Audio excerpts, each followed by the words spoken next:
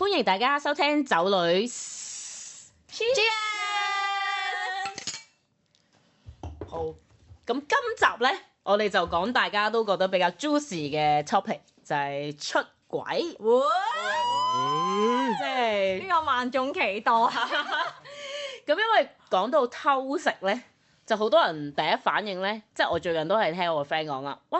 明明啊，我咁好，明明我就係貪佢老老實實，明明有咁大個肚腩，點解佢都仲會出軌嘅？佢憑咩啊？咁樣，即係我就會覺得其實好多時啊，好得意喎！聽到我啲 friend 就講，即係我喺我眼中就會覺得有陣時出軌未必係因為外面嗰個更加好，係有陣時我會覺得咧，出軌嗰個人係有少少想逃避個現實，因為或者啦，佢係想第二度嗰度揾翻一啲佢入邊關係嘅冇啦，即係因為有個 gap 啊嘛。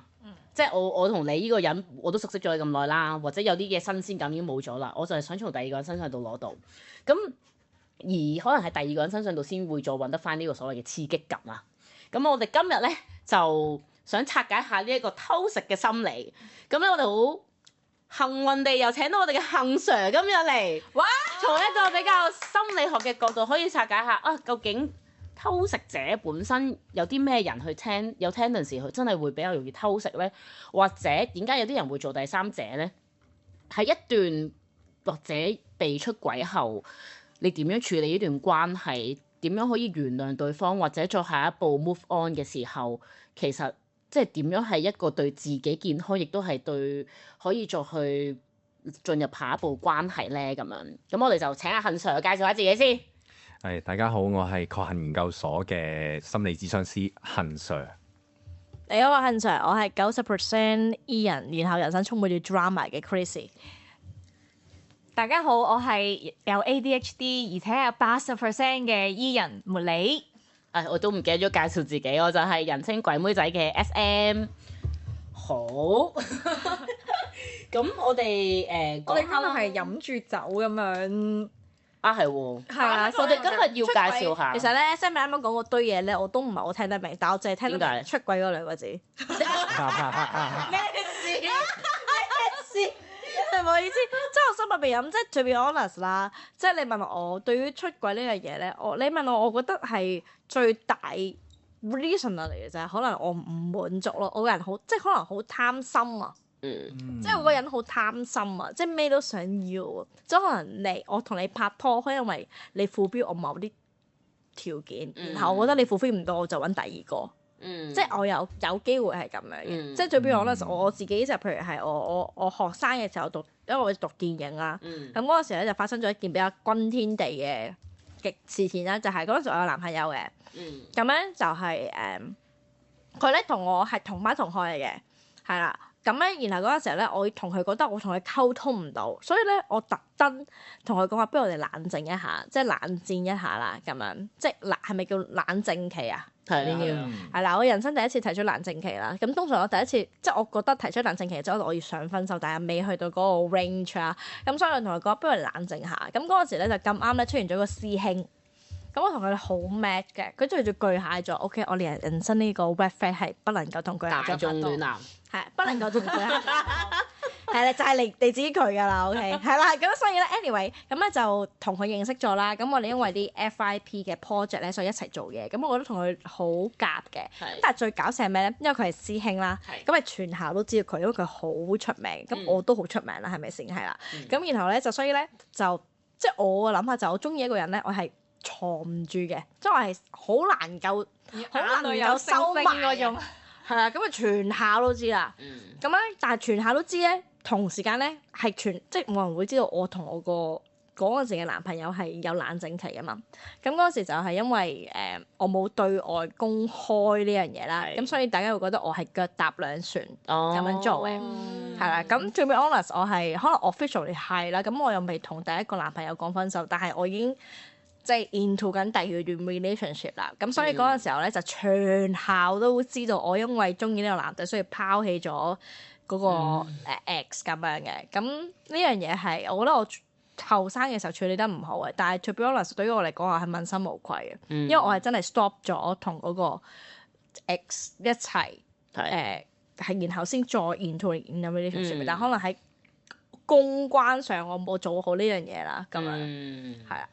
咁你問我都算係出櫃，因為我冇 officially 同個 ex 分手，先就中意咗第二個男仔。Sorry，I'm sorry。我覺得反而咧出軌有個心態就係、即係其實咧佢同即係佢而家嘅伴侶咧係有一啲滿足唔到嘅嘢，係啦，即係譬如可能係激情啊，可能係其實佢係想係啦，即係佢想覺得再感受多一次呢種魅力啊，或者佢係即係總之佢覺得同呢個伴侶，但係佢又冇諗住去溝通，佢又冇諗住去解決呢個問題，佢就諗住啊，好似同個伴侶可能性生活唔係好夾喎，跟住就不如去揾，即係你知而家啲交友 app 咧，即係好多噶嘛，咁又好容易揾，咁佢就變咗好容易係即係可以 reach 到一啲其實佢哋淨係有sex 上面嘅關係嘅人咯，咁佢呢一種又係另外一種心態，即係佢唔打算解決個問題，佢覺得 live it， 但係佢又可以享受到佢而家伴侶俾到佢嘅嗰種安穩，但係又可以去揾到嗰種刺激感咁樣，係啦，咁咯，都我就有即係我有認識嘅朋友當中係即係結咗婚，但係佢都有呢啲咁嘅行為係啦，而且係佢唔會俾另一半知，但係佢係啦，佢永遠都唔會俾另一半知，但係佢係會可揾完呢個，跟住呢個唔 OK，跟住完啦，跟住就到下一個，但係佢可能就係 sex 嘅呢個關係。我之前係點講咧？我另一半係超級控制欲勁強嘅人。所以好難頂喎，係啊，即係基本上同佢一齊，基本上我覺得你應該唔會同佢一齊嘅。總之任何異性，總之都係有目的地同我即係做 friend 又好或者啲咩，即係佢覺得係有目的嘅，係所有人一定係有目的㗎啦。同你一齊就有目的啦。總之同你做 friend 都有目的啦，同你出去食飯有目的㗎啦。總之同你 text 或者同你傾偈，任何嘢都係有目的嘅。係啦，咁咧當時咁啱我又 it happens， 我就去咗加拿大度 exchange。咁咧，我突然之間咧，我係完全咧想自己分離同呢個世界，即係同香港或者同自己本身既有嘅嘢分離脫離啊！所以我咧完全係超級放飛啦，即係邊個同邊個男仔啦，又即係你知係加拿大嘅啦，基本上係甩咗繩嘅。但而家你而家係甩咗繩啦，係啊！突然之間甩咗繩嘅馬騮，哎呀！呢個世界好大啊！呢個世界冇人阻止我啦。係啊，冇人可以阻止我啊！咁但係你問我係咪真係想進入一段關係同另一個人，我又冇。但係我係會有即係同其他人 flirt 啊，或者即係有一啲比較親密嘅男性朋友咯。但係有少少嗰種心態就係、好似你不斷到，反正你都覺得我會出軌啦，即係或者反正你都控制，但係有少少同時間又想攞咗自己嘅自由。因為我見好多咧，即係香港 exchange 去。即係都唔係好多，係啊，冇得罪得太多。即係我有認識到就係，即係佢 exchange 可能去咗英國，去咗加拿大，佢喺香港係有男朋友或者女朋友，跟住就俾人見到佢喺英國或者即係世界好細嘅啫。係啊，跟住就拖住第二個人啦。係啊，我今日我加拿大嗰時係基本上每一個人本身喺自己國家都可能有另一半。咁癲真係 OK 喎！呢個淫亂嘅世界我係啊，我唔知我哋可以從杏 Sir 口中聽下，同埋我想講杏 Sir 今日帶咗支好靚嘅酒，可唔可以介紹一下？講下。係啊，我哋大家已經去飲定地，我已經飲咗先啦，我幫大家已經飲咗先啦。因為我哋今集個主題係出軌嘛，係咁我可以即係佢亦都帶咗一支好啱呢個topic 嘅酒啦，係杏 Sir你講下。係啦，呢支酒其實就係Double Barrel 嘅獅身雀嚟㗎，呢隻係啦。係啊。咁呢一隻其實係一隻 Douglas Lynn 嘅一隻 IB 酒嚟嘅。咁 Douglas Lynn 佢係Douglas Bader 啦。咁佢係好叻去做一啲 IB 酒。咩叫 IB 酒咧？就係 Independent Bottle。咁佢會去唔同嘅威士忌酒廠咧，係入一啲原酒翻嚟，跟住再用佢哋嘅經驗啊，去調一隻佢哋覺得適合主題嘅味道出嚟。咁所以咧，其實 IB 咧佢玩嘅咧就係唔同嘅風格嘅。咁呢支酒就全球唔知有幾多支嘅，就係飲完就冇噶啦。哇！係啊，都差唔多飲晒啦，係啦。真係哋 cheers 乾杯先。我同大家講咧，真係好好飲，大家真係好羨慕我哋。我已經幫大家試咗好多酒啦，就係佢嗰個after taste 咧係正嘅，同埋佢係好香嗰個 smoky 係啦，木桶同埋 smoky 味嘅，我覺得係非常之好嘅。咁啊，我幫大家試咗噶啦 ，thank you。係啦，呢隻酒聽講啦就幾啱襯生蠔嘅，咁啊其實係2年前買嘅，而家有冇得買就唔知啦，係啦。不過我覺得酒呢樣嘢係飲少見少嘅。係啊，咁樣最緊要係同一班酒，即係欣賞，即係識得飲嘅朋友仔 share 咯。咁啊，幸財你對於即係我哋啱啱講嗰啲story 咧，你有啲咩感想咧？係啦，啲咩睇法咧？即係嗱，我都要好出名嘅喎，有一個韞乜嘢肥乜嘢。哦，韞血肥仔係啦，我都要講一句就係，家暴啊，唔 OK。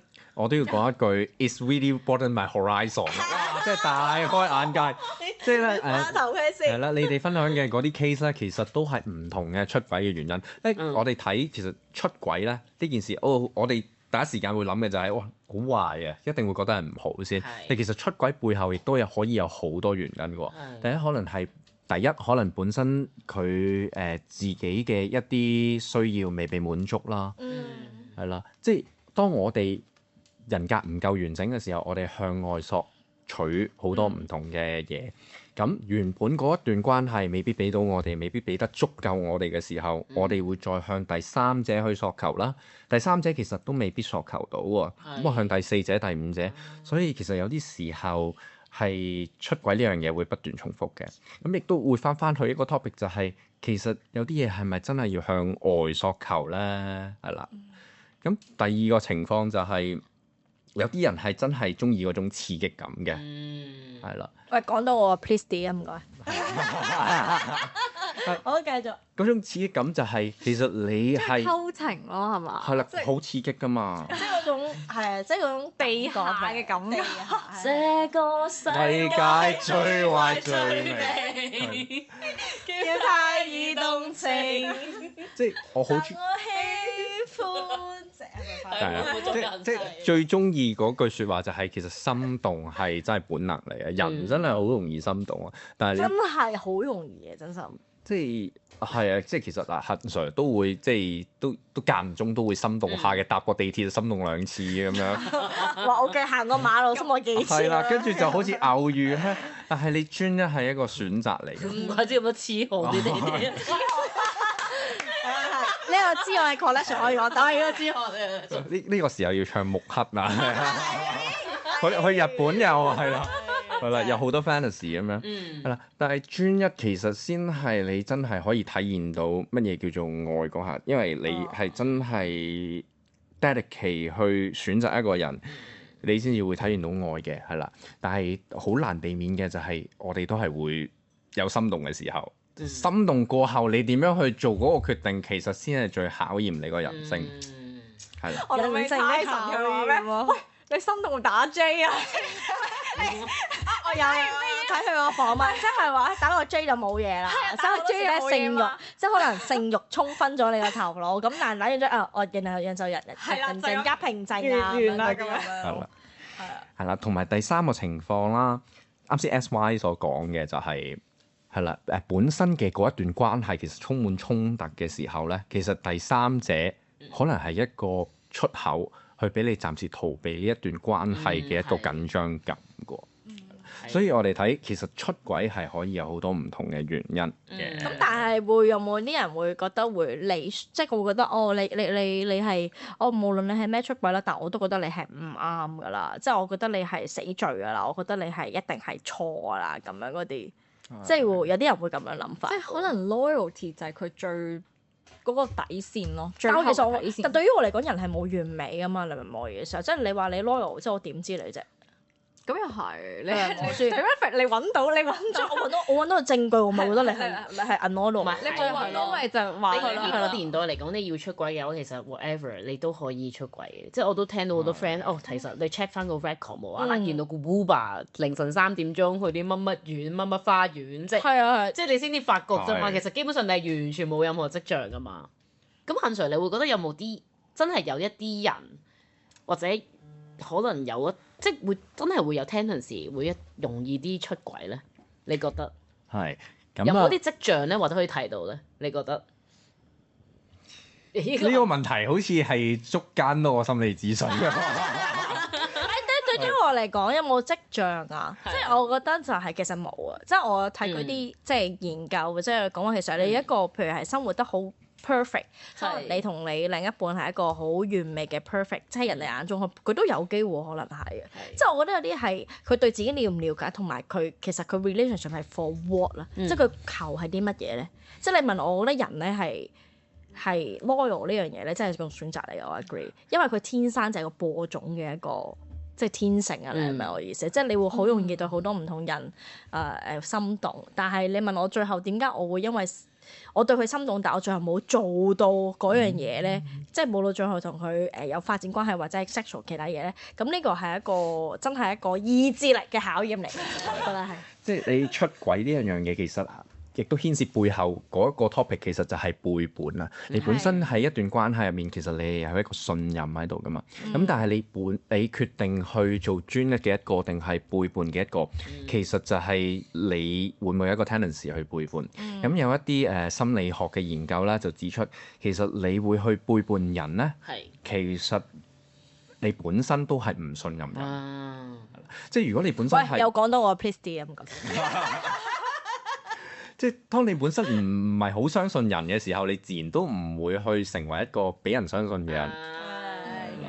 咁所以都同你自己本身嗰個價值觀都好大關係嘅。同埋第二樣嘢就係你本身個人有冇缺口先。即係有啲人去選擇出軌，其實係想填補佢心入面一啲缺失嘅。譬如係一個人去到中年啦，或者老咗啦，佢好怕自己再冇吸引力嘅時候，會唔會就係用出軌啊，或者有一個第三者、第四者去證明自己係有一個價值喺度咧？又或者係自己本身可能童年陰影，覺得自己唔值得被愛嘅時候，會用呢一啲關係去證明自己係值得被愛咧？呢度想講嘅就係Friends 又好啦，交友 app 又好，其實我哋建立一段關係其實好容易嘅。你打開個 Friends，我哋可以識到千萬嘅人。咁但係你建立一段關係係咪真係可以證明到你係一個有價值嘅、值得被愛嘅人咧？呢個我都幾同意恒 Sir 講嗰個選擇啊，即係你其實你忠誠，你願意淨係同呢個人，其實係一個選擇。同埋你好多時候咧，即係你總會面對出面嘅誘惑㗎嘛，出面多姿多彩係咪？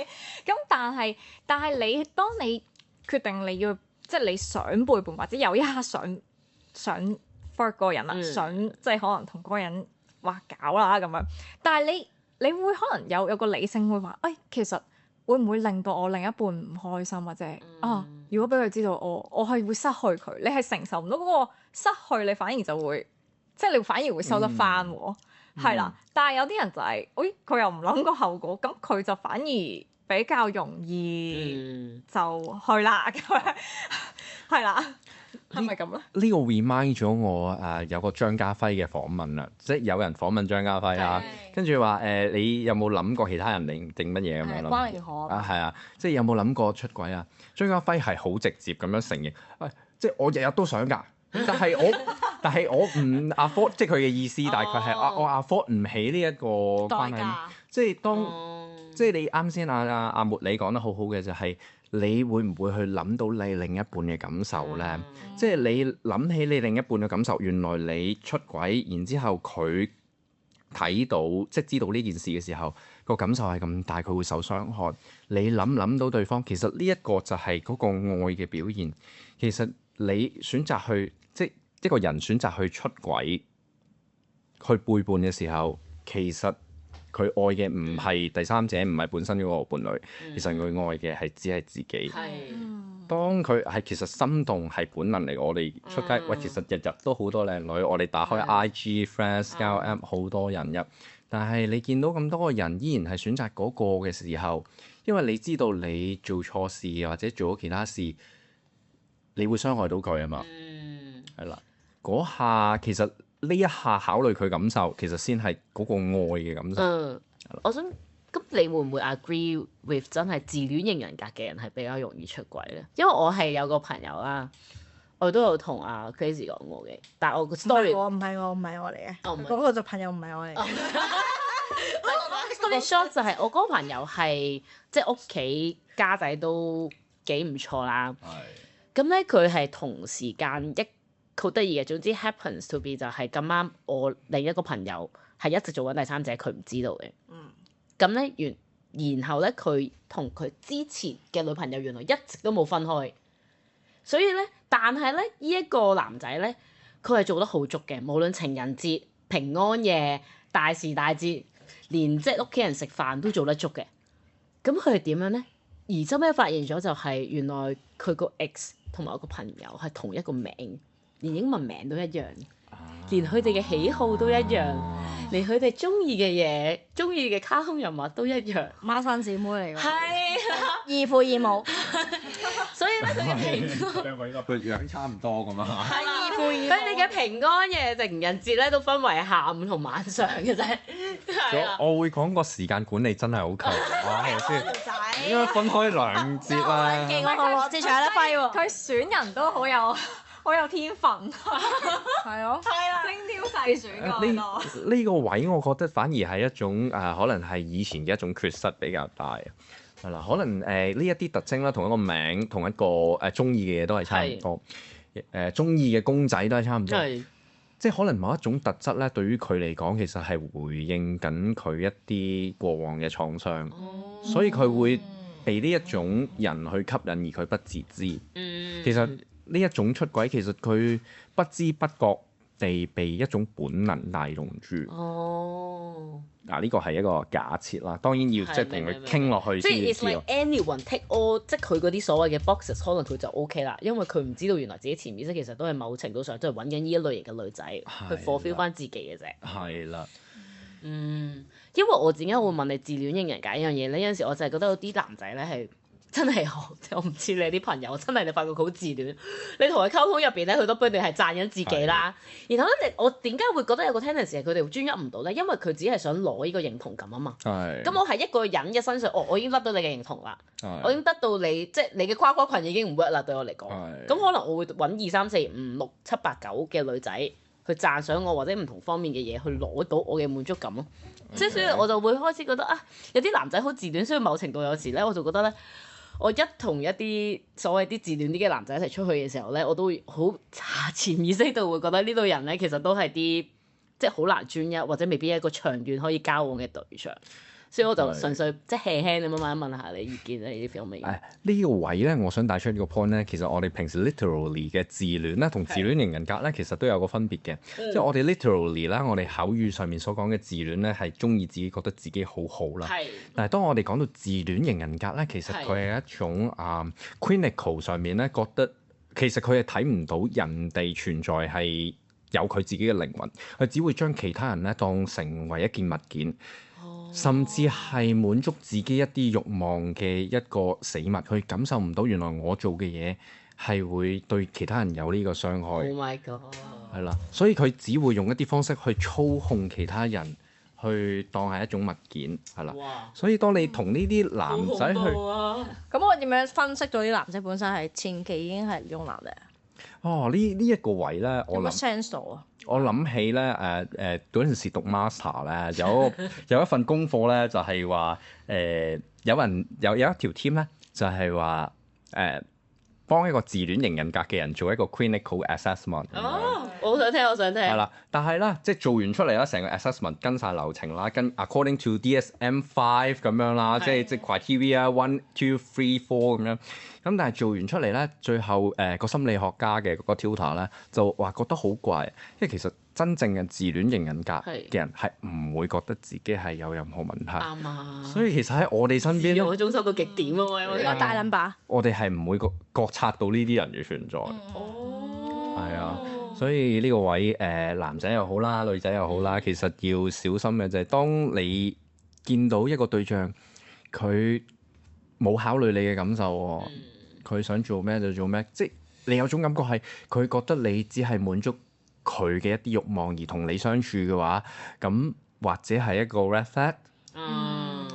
好跟住學到嘢啦，姊妹們。學到係真係學到嘢。好，咁我哋可唔可以即係再下一個 topic 啦？我哋講翻，即係如果 OK 真係啦，一段關係 touch wood 真係唔好彩啦，真係有出軌啦咁樣。咁你覺得出軌後，你哋大家有冇啲古仔？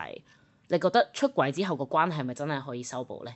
我想講咧，即係可以點樣？我呢個我真係要講可以點樣走出呢個出軌嘅傷痛咧？嗱，因為我冇完全問過佢，因為佢曾經係應你該咁有冇原諒佢咧？最後唔係我自己嘅故事啊，係因為咧佢，因為我冇原諒過任何一個 ex 嘅，sorry，我沒有回頭草，回頭草嘅男朋友，換你嘅男朋友都係唔好聽呢集。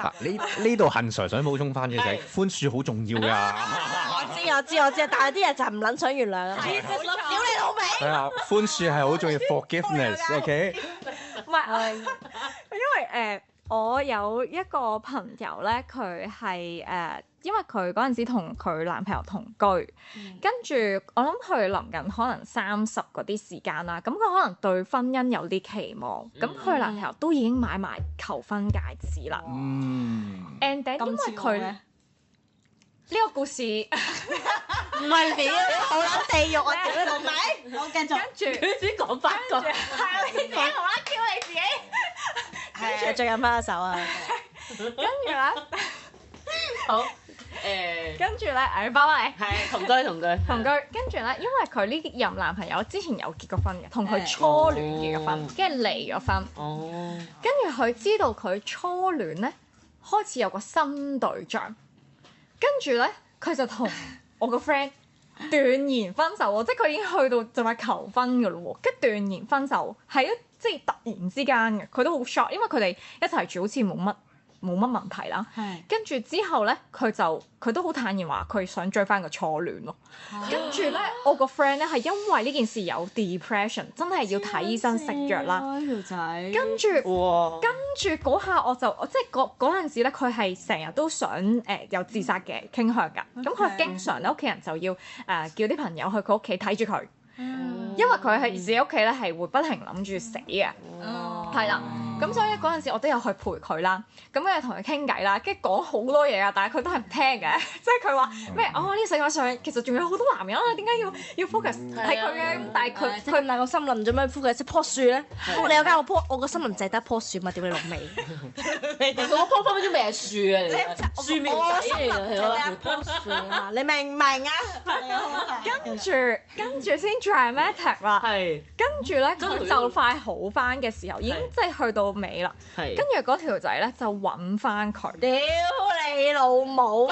有冇搞到？黐撚線啊條仔！重要，唔係呢個好重要啊！咁樣唔好搞。有冇搞嘢？好重要。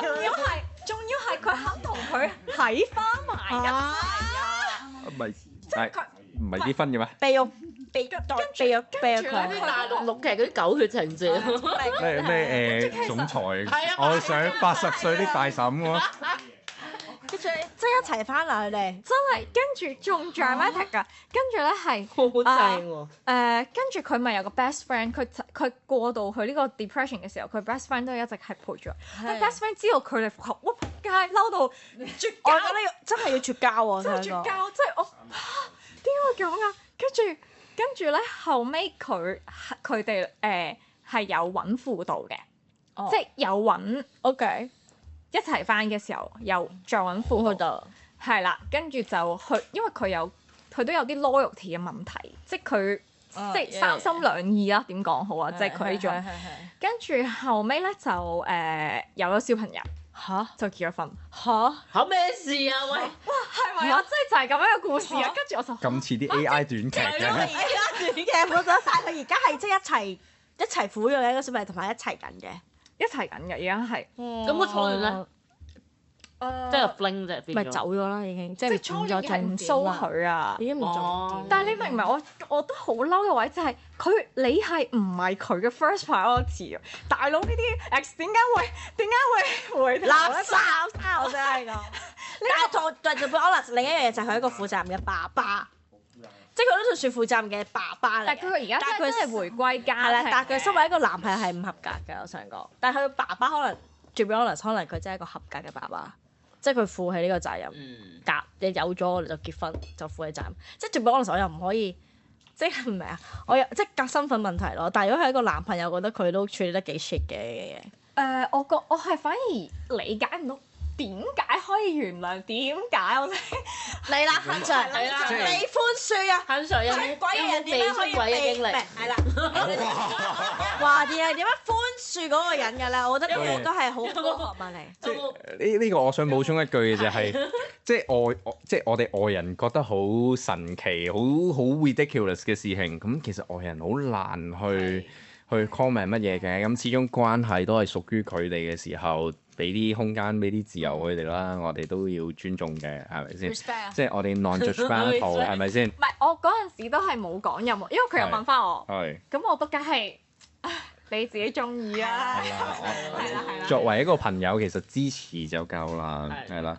即係你問我有冇被出軌經歷？哇！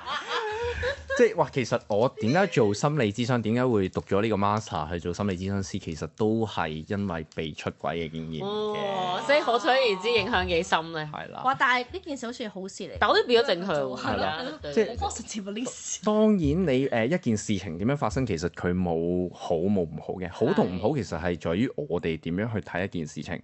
所以活你可能你嘅睇法覺得哇好 shit 啊件事，咁可能喺佢哋角度，終於揾翻佢哋嘅真命天子咁樣。我哋話唔到，我哋外人係 comment 唔到嘅，係啦，我哋都係即係你唔好再分開啦，真係，係啦唔好再放生大家啦。係啦，咁可能係一個幸福開始，我哋懷住一個祝福咁樣啦，係啊，咁然之後講咩？寬恕呢樣嘢，即係覺得你覺得真係啦，一段關係啦，如果真係出軌後，咁你覺得原諒係咪一個出口咧？或者下一步真係啦？OK，let's say 我哋真係溝通完，真係覺得大家係我唔知一時真係俾人鬼咁眼點，真係溝通過後，可能有啲人係願意去 compromise，願意去接受呢一個裂痕。係。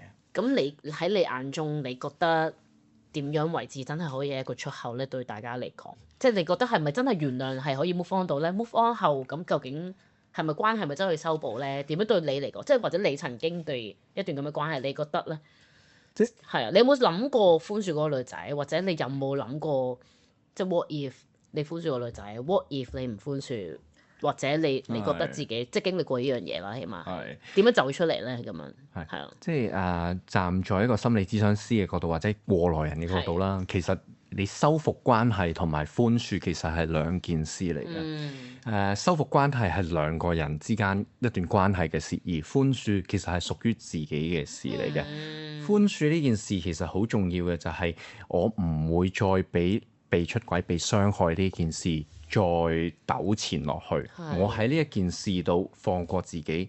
當然對方係傷害過我，係我其實冇一個人係 suppose 被傷害嘅，但係我就係被傷害。但係唔緊要啦，我唔再喺呢一件事度糾纏，我 let go 呢件事啦。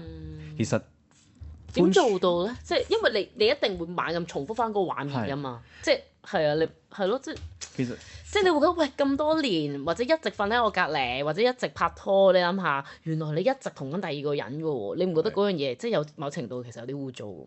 即係我會覺得。其實寬恕唔係放過別人，係放過自己。咁你點解突然間有一日唔再諗起嗰個畫面，或者突然間有一日覺得真係要原諒佢或者放過自己咧？寬恕一樣好重要嘅嘢就係你要俾你入面嘅情感去充分地體驗咗，因為你被傷害呢件係事實嚟嘅，你受到傷害，你有被傷害啊，你有難過，呢件事係確確實實存在嘅。咁有啲人會選擇去逃避，有啲人會選擇去報復。但係其實呢一啲你都唔會真係經過咗件事，你只要充分地體驗咗，係我真係受到傷害，你俾自己真係沉浸喺嗰種被傷害嘅感覺，其實好多時候呢種感覺好快就會過。但係你唔去面對嘅時候，你唔去面對唔去睇，反而呢種感覺就會越拖越長。寬恕其實唔係一定要原諒對方，唔係一定要同對方修補關係，而而係俾呢件事真係充分體驗，然之後你喺嗰種情緒 OK 好啦，呢件事係發生咗，但係唔緊要啦，已經過咗去啦，係啦。而修唔修補其實係之後嘅事，因為你修補一段關係其實就係講緊信任，但係當然信任可唔可以重新建立又係另一件事啦。好，咁最後啦，即係我哋最後一個咧，我覺得呢個我覺得點都要講一講下嘅，即係我覺得點解啲第三者會咁沉船咧？其實即係大家會唔會覺得出軌係真係會即係一次不忠，百次不容？咁咧，我真係唔介意分享咧，我都曾經係一個第三者嚟嘅。咁咧，我覺得好好笑嘅話係因為我同嗰個男仔咧，其實本身就係大家都係單身嘅，所以就但係亦都係因為 Covid 嘅關係啦，大家亦都有亦都有另一半。最後咧，突然間一次就係佢又嚟咗我個城市嗰度揾我，嗰時候英國咁樣。咁之後咧就咁樣咧，就突然間就變咗我哋又覺得好 chemistry，突然間就覺得哇，即係好似原來係吃不到的葡萄是酸的，即係一種點解咧？我就覺得咁難離難捨。對於一個所謂嘅第三者嚟講，你明知佢有另一半，但係都即係覺得哇！從來都未遇一個人係 sexually、emotionally 嗰個 chemistry 係咁 attached 嘅喎，但係你就會覺得哇，即係你揾唔到呢個人嘅啦，因為佢就係咁完美。但係你又會知，但係我喺理性嘅層面上，我都知道，如果因為嗰個男仔都同我講過話，哦 what if 我真係同嗰個女仔分手，我同你一齊，佢都咁樣同我講過。但係我係會話，都係唔好啦。你明唔明嗰個位？即係你就會，我就會即係你 enjoy 咗喺呢個角色度咧，可唔可以咁講？但係因為呢個角色升華咗，令你覺得更加刺激，佢個 chemistry 更加爆啊！我唔知啊，因為我可能就係咁樣咯，因為我就係覺得可能 too good to be true，即係嗰種感覺係因為你好難去攞到，同埋你會覺得係咪因為就係吃不到的葡萄是酸的，所以 everything 係好好咧？因為喺我嘅想像入邊，喺我嘅即係你會覺得，因為嗰個男仔本身係，我會覺得係 out of my league，加埋本身係大家亦都係嗰種因為 timing 嘅問題而冇一齊嘅。點樣 out of your league？唔係因為唔係 out of my league，即係純粹單純真係 background wise 嘅啫。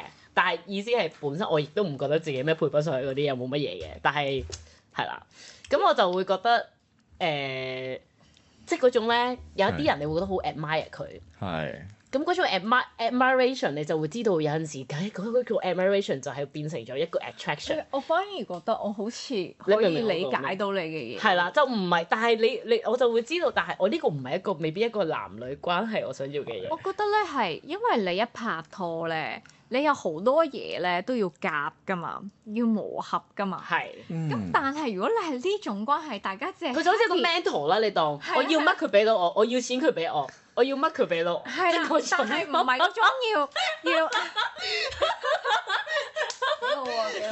錢到位，知識到位。咁都 OK 嘅，慳水慳飛，咁都 OK 嘅，即我覺得嗰個位就係好多人都搞錯咗，係你 admire 啊，或者對於某啲特質你嘅崇拜啊，或者其他情感，你搞錯咗係嗰種愛情啊。其實可能實咧，因為我應該有同佢差唔多經歷，但係我嗰陣時係唔係？我嗰陣時係我唔係第三者，但係我係遇渣男，我覺得哇，佢簡直係蘇眉啊！係啊，喂，蘇眉呢個玩好唔好？下次傾下。好，唔好講蘇眉我都係。即係 red flag 嚟咧。又嚟，我咪又中咗啲嘅。係又中咗，又開咗一集嘅話題。即係我會覺得。但係我自己再諗啦，即係後尾就覺得哇咁呢個人佢都唔打算有咩 commitment 啦，咁我咪分嘅。咁但係我就覺得係啊，我覺得佢好，跟住我突然間清醒就係覺得其實如果我真係即係要講話我要去磨合好多嘢啊，其實佢一定唔係素味。你明唔明我講咩？即係你只係俾佢嗰個外表或者係哇佢各樣嘢好似都好啱，即係。mentally 哇，佢真係俾到好多嘢你啊，跟住又好有 chemistry，但係跟住後尾我跳翻出嚟諗嘅就唔係啊，即係如果真係話要去到磨合啊，跟住真係要打算行，即係下一步。我其實呢個人好似唔係好得。係。呢個位我想補充嘅就係、好多人喺一段關係入面，其實你要面對好多現實嘅問題，特別係結咗婚咧，你會面對好多柴米油鹽嘅問題啦。咁你一個出軌嘅關係，其實你係唔需要面對呢啲現實嘅問題，你淨係享受嗰種甜蜜嘅問題，即係你淨係享受嗰種甜蜜，係咪先？咁好似好好咁樣，其實都算係一種逃避，係咪先？係啦。即係呢個都係一種原因啦，同埋另一個原因點解會 fall into 一個作為一個第三者嘅角色咧？係咯，點解第三者會咁容易沉咧？就係你啱先所講，會唔會係一個 false hope 會坐正啦？即係其實都幾，我諗作為一個第三者都會沉喺呢一個 false hope 入面。如果我係一個第三者，一定唔會沉，我就係唔想坐正。係啊，係啊，我就係唔想坐正，就係唔想坐正。女係咪好奇怪？我就係冇，所以佢問我坐唔坐正，我係話咁樣。我肯定唔想坐正。你明唔明啊？即係嗰種。我係啊係啊。係。係啊，啲坐正好似好多嘢搞。唔係啊，同埋都係講翻個我會覺得會唔會佢都係咁對我咯？可能我某部分我有個 deep down 我嘅憂慮係因為佢今日可以同住而家嘅女朋友，而同我會有個咩關係？他日同我一齊，亦都會同第二個女仔，亦都會有機會咁，而我接受唔到咯。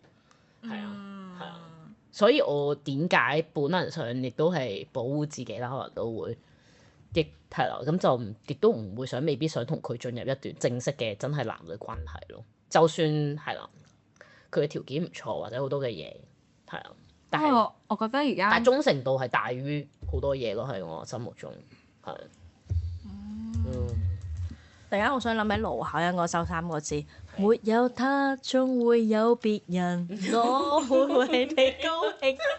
真相係要唱咯。但係個感覺就係、其實呢一個年代啦，即係呢其實第三者嘅關係啦，比較舊少少啦，90後嘅嗰種第三者嘅關係係都算係一種穩定關係嚟㗎嘛，係咪先？如果個男仔係有經濟，如果穩定地有第三者，算唔算穩定？好穩定。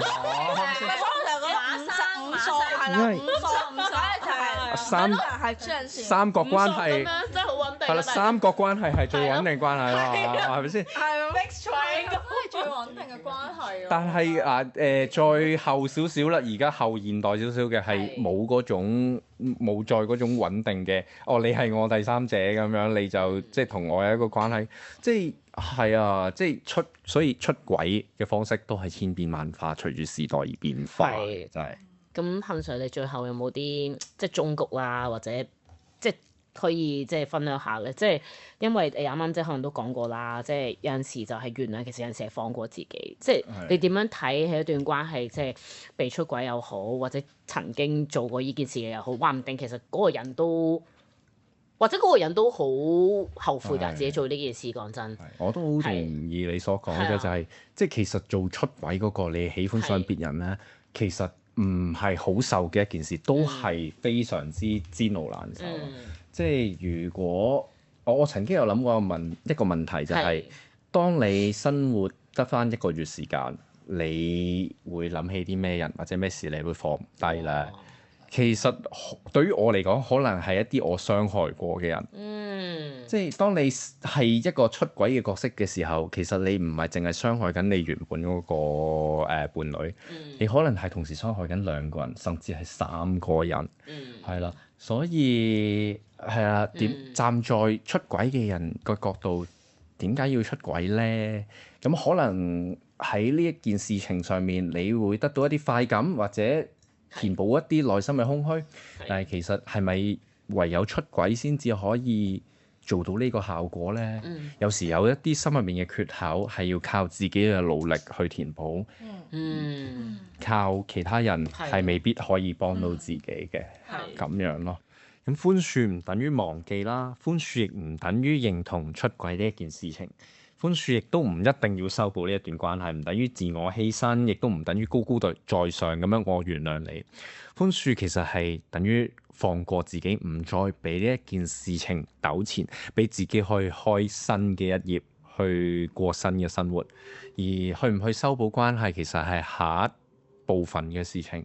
咁如果雙方係諗住真係去修補關係啦，咁其實點樣去重新建立個信任，其實都係好重要嘅。俾被出軌嘅，係被出軌嘅，被傷害呢件事情係咪要繼續去纏繞呢？係咪繼續去反思去諗呢？定係我哋重新去過新嘅生活呢？而出軌嘅人，其實你喺好介意食螺絲添，有啲緊張，係啦。